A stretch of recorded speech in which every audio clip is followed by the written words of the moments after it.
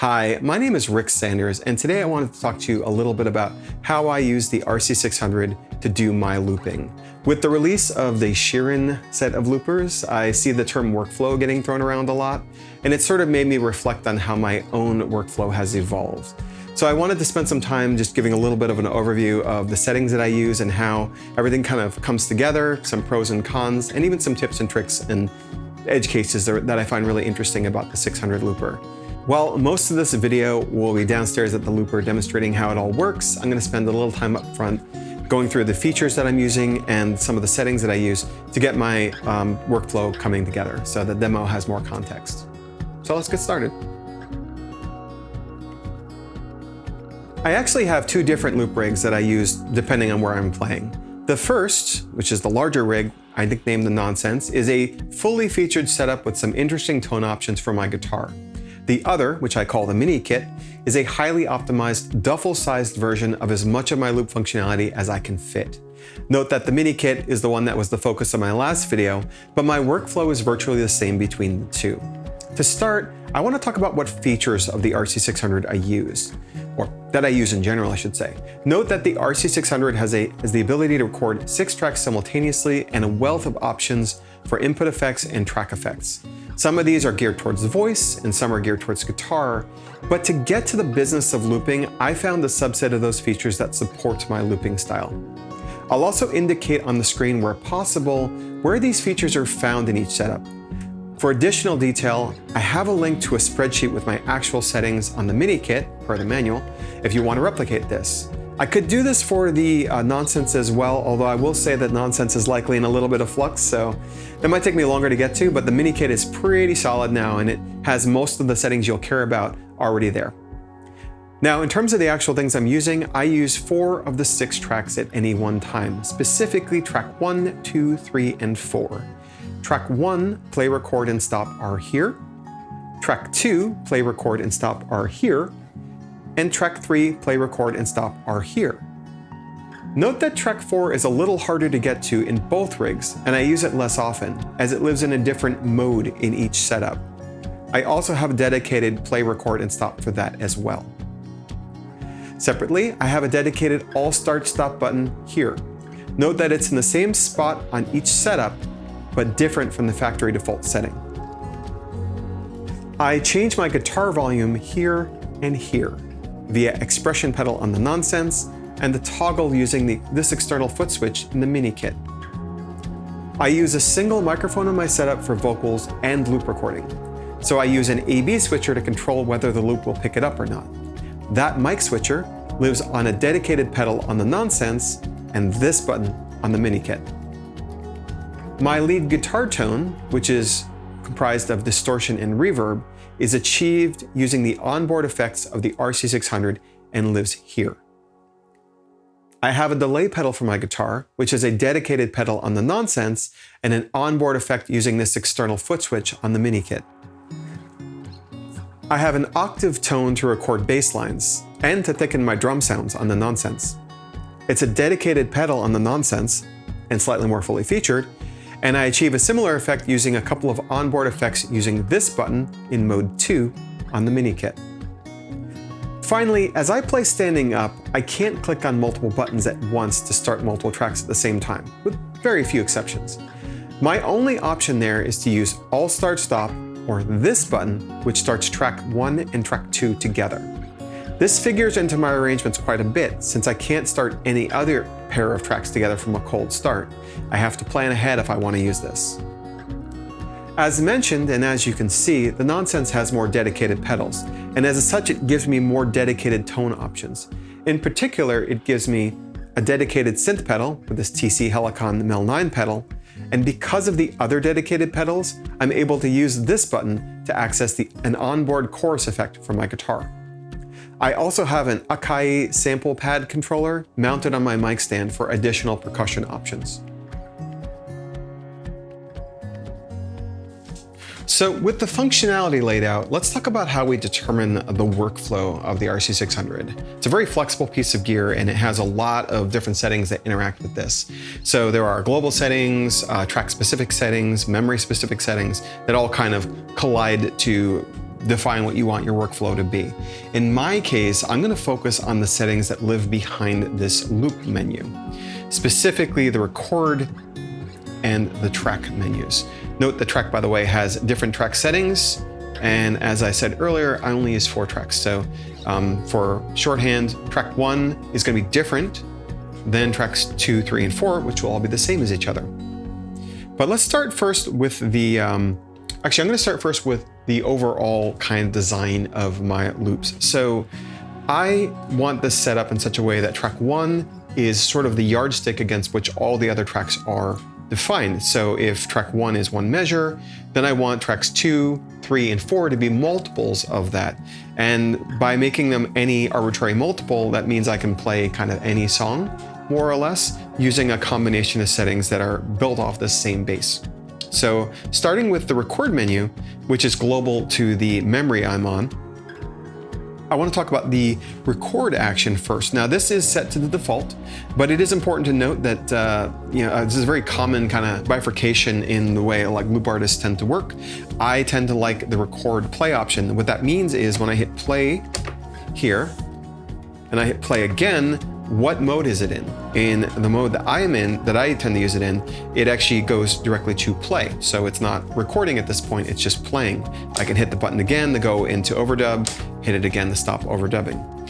The other option is record to dub, which is basically goes directly from record to overdub. Again, for my workflow, I've never had a lot of luck with that, but it's something I'm still kind of exploring. But right now I have it set to record and then play. The other setting on this screen, which is interesting, is the quantize setting. This is set to measure. Notice the pulse here, which is giving you the tempo.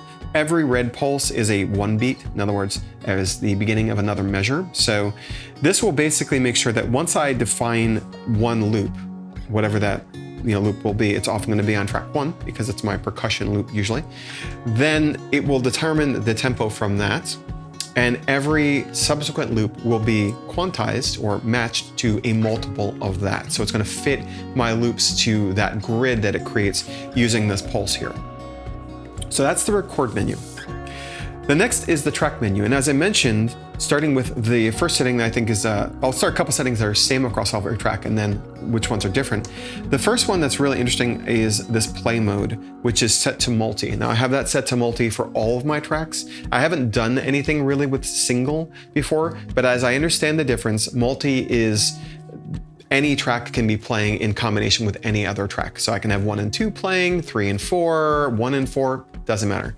That's most flexibility. It's kind of they're in parallel. Potentially they can all be playing or none can be playing. Whereas single is the mode where you kind of go from one to the other. I've never experimented with it myself, but I understand you can even combine these things. So you can have, for instance, possibly this could be multi and these 3 could be single. So I would go from percussion in the verse and the percussion in the chorus. Anyway, I don't use that. I use multi. I just find it more simple. And some of my tracks, I actually have arrangements where multiple tracks support the same part of the song. And I just have things kind of in and out for dynamic reasons. So again, very flexible, but there's a little more management of which tracks are playing at any given time. The other interesting setting, or actually kind of less interesting setting, but I do want to mention it, is the start mode, which is set to immediate. I believe that's the default as well. That's in combination, or it's rather in contrast with the fade option. I've never played with the fade. I do have other settings that are going to interact with the way I start my tracks, but it's not this setting. So with that, there are 3 settings I want to focus on under the track menu. And starting with track 1, going over a couple here, you have measure. And unsurprisingly, track 1 is set to 1 measure long. This again is to fit my goal of track 1 being the yardstick against which every other track is a multiple. A whole number multiple in this case. You can't, to my knowledge, have this be 1 and this be 1/2. So that's track 1 as compared to track 2, 3, and 4, which all use the same setting, where that is set to free. So if this is 1, this could be 1, 2, 5, 12, 16, doesn't matter. And this could separately, as also being set to free, be any number itself, but they're all multiples of this track 1. The next setting that's particularly interesting here is the loop sync, which is on track 1 set to immediate. Now, what loop sync does is decides how these tracks interact when they're playing. Loop sync can enforce that they'll be kind of playing in sync as loops are together, so they have the same start point, or that they can be on the same measure as each other, or in the case of immediate, just when you hit play, it just plays. So my track 1, my percussion loop, no matter what happens when I hit play, it's going to start playing immediately, and that's whether or not there's anything else recorded at that time. However, I'm going to create a loop here. Okay, so now I've got a loop going. If I go over to track 2, say, and you look, I have it set to measure. Now, this does a couple interesting things. One, it dictates when things play, whether that they will always play in time with the measures as they are defined and running. Right now, it's going 1, 2, 3, 4, 1, 2, that's basically the count. So it can only start things, and that includes recording, by the way, on that first beat. If I hit play here, it's going to wait until it hits the beginning of a measure. It's going to record till it gets to the end of that, and it's going to start playing back at this point. Now, if I stop this one and I, like say here, there's the 1 there. If I hit play now, it's going to wait to play until it gets to the beginning of a measure. So that's a big part of my workflow. The other setting that is particularly interesting, and I've sort of teased it a little bit by just what I was doing with the device, is the stop mode. Now, stop mode on track 1 is set to immediate. This means when I hit stop, it just stops, no matter what.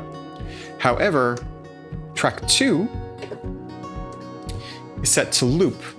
So when I hit play on track 2 here, let's let it go around one more time. If I hit stop, it's actually going to blink to let me know that it's going to stop at the end of this loop. That's effectively cueing the end of playback. If I want to stop it early, I can hit stop once to arm it and stop again. It will end the loop immediately. And the combination of this loop sync and this stop mode is how a lot of my loops and a lot of my arrangements come together, and how it gives me the time to be able to make other manipulations like changing my guitar tone and such as I go. So with that, let's go downstairs and see how it all comes together. So here I am down at the looper as promised. I want to talk a little bit about how all these things work together and how it feels. So we're going to kind of give a little tour of the workflow now. Those track options that I described in the previous section give me a lot of flexibility in how I want tracks to come in and out and how I want them to interact. So I'm going to be using part of my arrangements for closing time to illustrate these things. It's kind of fresh in my head, and I think it actually illustrates some of the things I want to do quite well. So we're going to start out by putting a little bit of drums on track 1. And my drum tone, incidentally, is a combination of putting on my octave pedal, which gives me a little bit more low end on the lows. This pedal has a poly setting that means that the lows get an octave down and the highs are untouched, which gives me a good kick and a good snare kind of sound. Also tend to turn the volume up for the percussion loop. Probably could handle this by putting track 1 volume higher. I don't currently, but it's something I'm considering. At any rate, let's add some drums on track 1.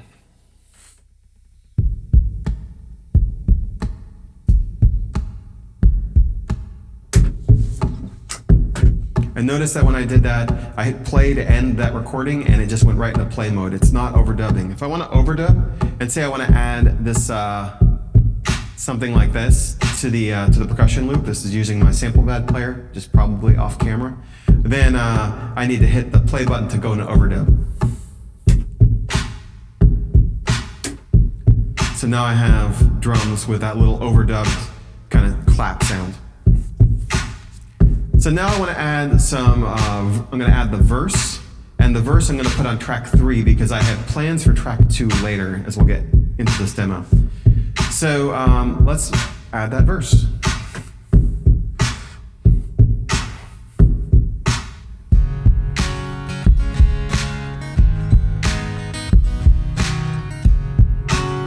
There you go.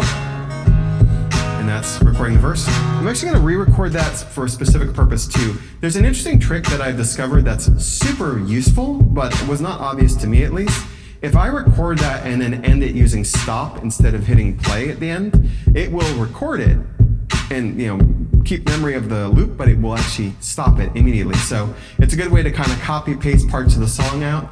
I use it all the time. But anyway, let's do that again using stop at the end to show that. And because I've lost my place in the loop because I've been talking, I'm going to start it over so I don't start in the middle of that loop. That drum pattern is very samey on the 1-2 and on the 3-4. 1, 2, 3, 4.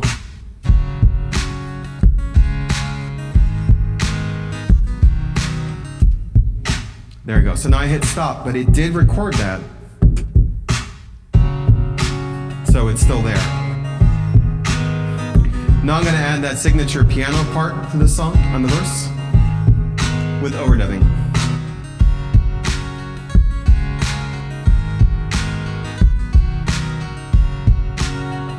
So now we've got the verse on 3 and the percussion on track 1. So now I've got track 3 and track 1 playing. We're going to stop track 3 and record the chorus on track 2.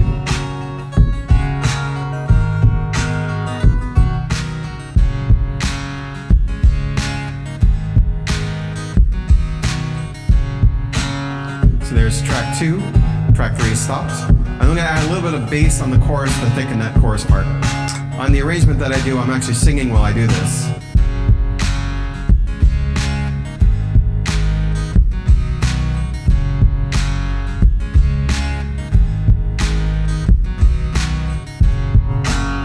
Turn off the bass pedal by reflex now.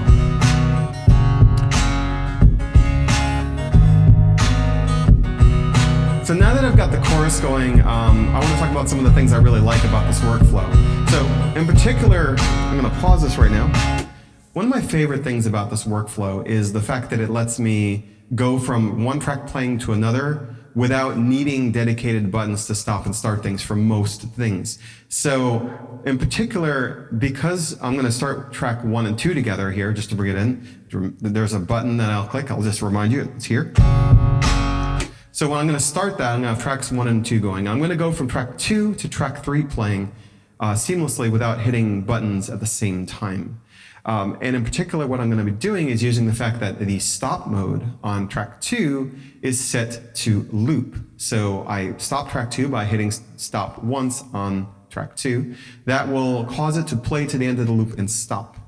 The loop sync mode on 2, 3, and 4, and specifically on track 3 in this case, is set to measure. So if in the last measure of the loop pattern, I hit stop on track 2 and play on track 3, track 2 will stop at the end of the loop, one measure in, and track 3 will start on the next measure. So that sounds like this.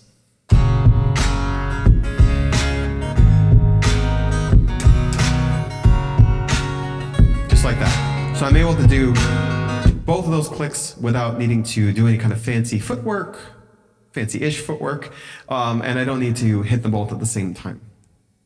Now, one other tip about this is that you have more time on the stop than you do on the start. The stop will play the rest of the loop pattern, however long that is, but the start wants to start on the next measure, either immediately if you're at a measure marker, or one measure later, up to one measure later. So you actually can get even a little bit fancy with timing, and I'm going to do the same thing again, but hit stop on track 2 right away, and then hit start on track 3 as you get kind of close to track 3 needing to start. Track 2 is cued as a stop. Track 3, cued in. Now, while that's going, I want to talk about the way this can go wrong, which is always good to know when you loop pedal. And that is that if you start the track that you want to start too early, the next measure may not be the measure you want. So I'm going to stop track 3 and start track 2 too early, and you're going to hear what happens. Did it the wrong way. Hold on a second. Track 3 stops. That's a cacophony. I stopped track 3, so it was going to stop when it was going to stop, but track 2 came in too early. One thing I like to do with looping in general is practice making certain kinds of mistakes so that you know how to recover from them. Now, it turns out in this situation, I'm going to go from 2 to 3 and demonstrate this fix, is there's a couple ways to recover from an error. One is just bail out, hit stop all, play the acoustic guitar, whatever your instrument of choice is, and bring it back in when it's musically right to do so. That's a good way to give yourself time to think and reset. If you're ready for a certain kind of error, though, there's another way to solve this problem, which is, in this case, say I stop track 2, so it's going to stop at the end of its loop, and I start track 3 early. Well, it's going to come in. So what I want to do on track 3 then to fix the error is click stop, stop, play. Now that sounds complicated. The reason that that works is the first stop tells track 3 to play to the end of its loop. The second stop says, since it's already been cued to play to the end of the loop, stop now. And the play cues it to start on the next measure. So let's hear how that sounds.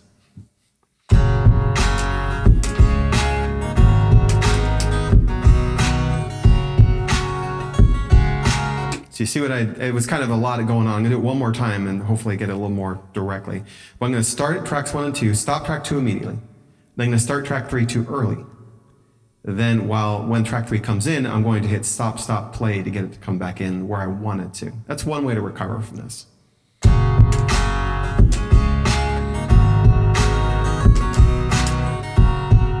Just like that.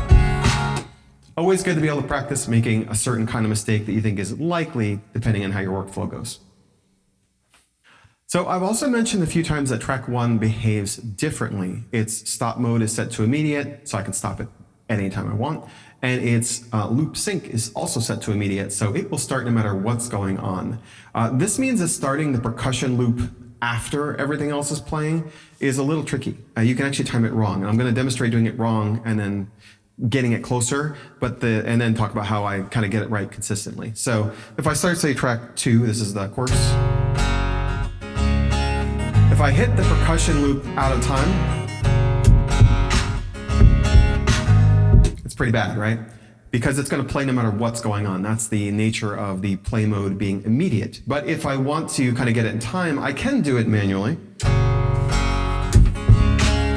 That wasn't too bad, right? It's as accurate as I am. It's at least going to stay in sync because all the measures have been quantized and it's going to keep in sync. But, that's possible, but a little stressful. Okay, so this is future editing Rick here weighing in. You might have noticed it, you might not have noticed it, but I actually, as much as that sounded pretty good, I got that more wrong than it sounded like. I actually started that drum percussion set 1/2 measure out of time. So in essence, it was half a cycle off of everything else that was going on.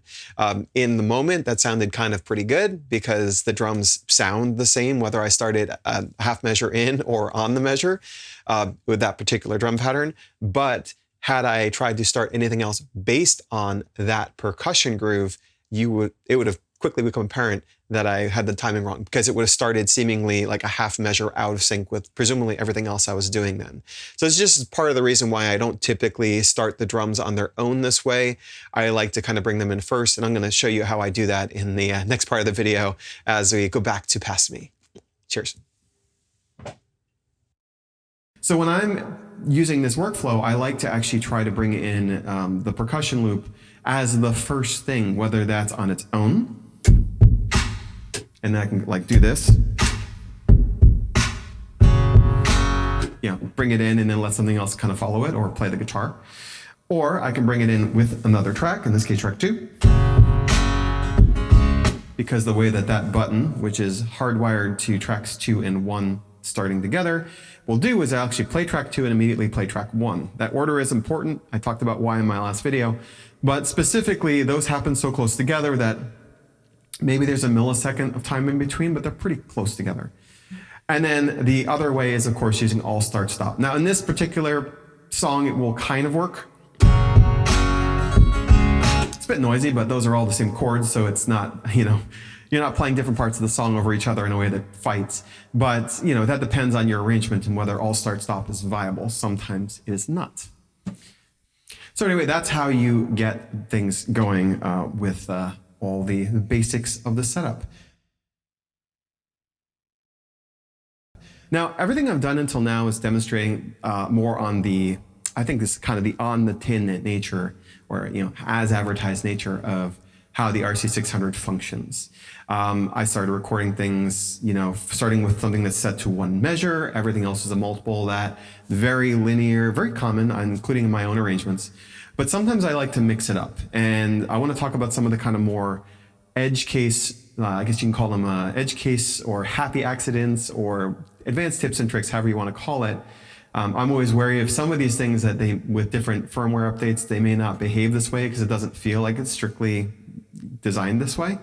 But in particular, the first thing I'm going to show you, again, using the closing time, is it is possible, actually, despite the fact that I said I needed to have a dedicated track 1 and 2 play, it is possible to have other tracks start together as well. The caveat is that something has to be playing for that to work.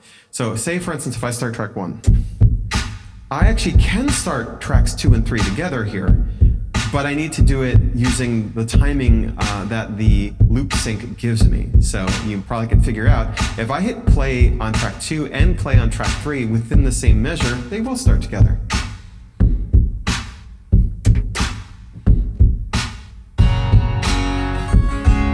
So that's kind of an obvious side effect of the way that the timing is set up with the loop sync, but it is handy a lot of the time. So that's something that I just want to show before I delete this loop and start building something different. Now I actually have a preset there to go to another memory, and that's how I'm currently clearing it, but that might change soon, so I'm not going to talk about that in depth. Now, if you watched my closing time video, and I encourage you to watch it and ask questions in the comments either there or here after watching this video, you may notice that I don't start with a percussion loop. I actually start with the verse. It is possible to start another loop first, and the RC-600 will sort of intuit the tempo and the length of a measure from your playing. For instance, I'm going to record some different chords in track 3 to demonstrate this. And I'm going to put the capo on the first fret because that's where I play this particular song.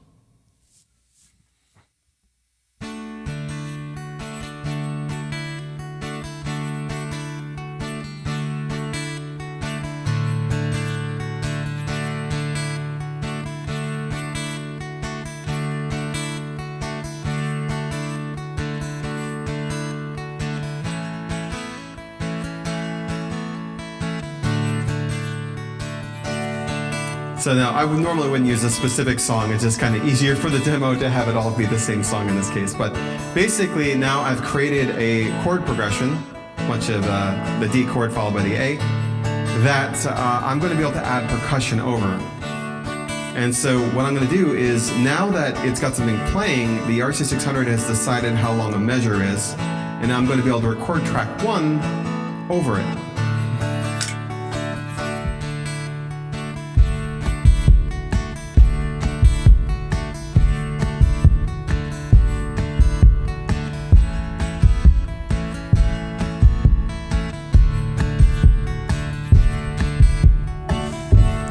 Notice that I didn't need to hit play a second time to finish track 1's recording is because the RC-600 knows track 1 wants to be 1 measure long and has decided how long that is. One other thing you may notice is I waited through that chord progression until it was about to reset before I started recording. And the reason for that is that while my timing is on something simple like that, my timing felt pretty accurate, like I was probably pretty much in time.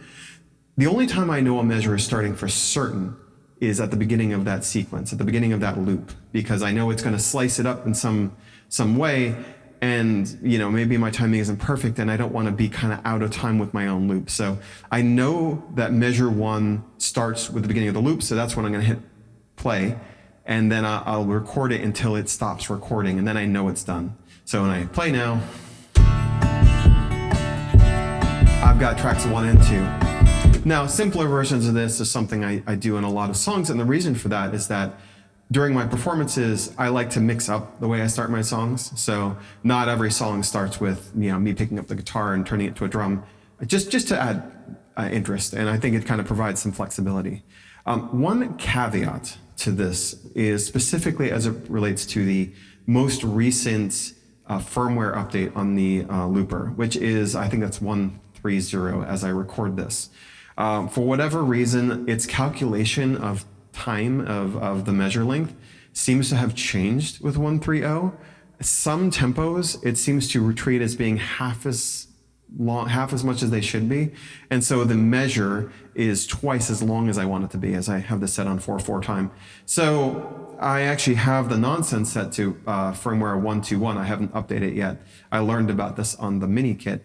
But I can do this on both of them. It's pretty good, but there's a slight, you're kind of trusting it to kind of behave a certain way, and that's one of those things that can change firmware to firmware. So what I do in, whether it's the nonsense or the mini kit, is that I hit record and I play until it stops recording, and then I know I'm done. And it also tells me, by the way, if it's misjudged the length, I kind of know, because for some things it's important to know how long a measure is for operating the rest of the looper. For this next demo, I'm going to build on what I've recorded on tracks 1 and 3 here. Since I have something on track 1 and nothing on track 2, the track 1 and 2 start button, this button over here, is actually going to behave a little differently than it has in the demos to this point. Basically, that button, what it does is it hits play record track 2 and play record track 1 in that order. And what that means is if there's nothing on a track, it will actually go into record mode rather than play mode. So I can actually use this to record something while track 1 is, usually it's track 1's recorded and track 2 is waiting. I'll record something on track 2 with the drums going. So I'm going to actually do, this is Margaritaville I'm using as an example in this case. I'm going to do the chorus of that and show you how I get that kind of post-chorus or the end the chorus part, whatever you want to call it, recorded while I'm playing. So I'm going to play just using the drums because that's where the song would be at this point, and I'm going to cut out things and bring it in using track 1 and 2. And if you watch the lights on the RC-600, you can see when it's in record mode, and that's how, and I'm going to actually stop the recording with the stop button so it doesn't play it back. So that's just a little explanation. You can also see this in that cover to see how it all plays out. Wasted away again in Margaritaville, searching for my lost shared soul. Some people claim that there's a woman to blame, and I know it's nobody's fault. That's it. Now, it did record that part. And the cool thing about this trick, and particularly the way I use it in that song, is the first time through the end of that chorus, I drop things out. I want no drums to that part, so I can bring it in with that little bit of drums kind of coming back into the song. Well, now I'm able to record the backing chord for that part there, the kind of steel drum thingy. So let's do that again. Same button, same actions exactly, but I'm going to play a different part on the guitar. Wasted away again in Margaritaville, searching for my lost shaker song. Some people claim that there's a woman to blame, but I know it's my own damn fault. That's basically how that benefits me in that case. That song, it's what I like to do is like kind of a sneaky loop. It doesn't look like anything's being recorded from the outside. I hit a button and drums started. They don't know that it's not my track 1 play, but rather this thing. And it's just one of those cool tricks that I find very, very handy. And the last thing I want to talk about in terms of my sort of tips and tricks is how you can kind of use the timing, the grace period, if you will, of going from one track playing to another track playing to change the guitar tone to support a solo. Now, I'm going to be doing Margaritaville again because I'm using that as an example. I'm going to do the same part, but I'm going to go right into the solo. And specifically, once track 2 is playing and I'm doing all that kind of stuff, I'm going to be stopping track 2, so it will play to the end of the loop, which you just saw me do a couple times already. Then I'm going to hit track 3 in time to start for its measure, and I'm going to change my guitar tone to support the guitar solo. And this one measure buffer that you get is I find super valuable because there's a couple ways to handle changing your guitar tone. One is just start the solo. I mean, there's a bunch, I suppose, but the way I think of it is either starting the guitar solo and then adding the effect afterwards, or I prefer to kind of set it up, cue up, if you will, the part that's the backing of that, and then play. So that's what you're going to see here, and I'll play until the part where it kind of breaks out, and I'll play the end of the solo, and then that'll be kind of it for the demo, I think. Let's do that again. So same part, but we're going to continue into the solo this time. Wasted me again in Margaritaville, searching for my lost shaker soul. Some people claim that there's a woman to blame, but I know only for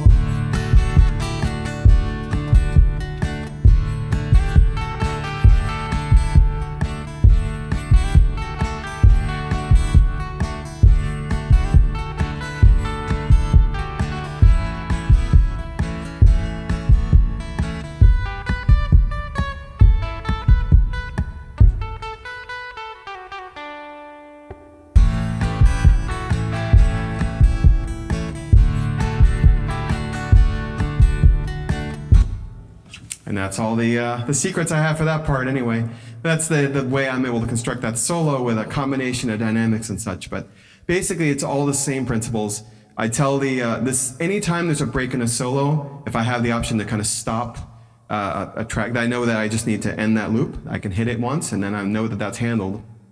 And that means that when the guitar tone needs to change, like I turn off the delay pedal, I only have one button to click. So it's usually about sequencing what happens when and using the grace periods that the RC-600 gives you. And with that, I'm going to pass it back up to me up in the room to say goodbye. First, I want to take a moment to thank anyone who's been kind of following my journey at this point, who found the other video and has left really, really supportive comments and generally made this whole effort really, really worthwhile. I've gotten a lot of really good feedback on people that have said that they got a lot of useful information out of my last video, which is the best possible outcome. So thank you. Or whether you're finding this video and hopefully you have the same reaction to this one, or you found that one, I just want to say thank you to the community at large for being so supportive as someone who's just getting started. With that in mind, I do want to say that I am in the process of trying to grow the channel.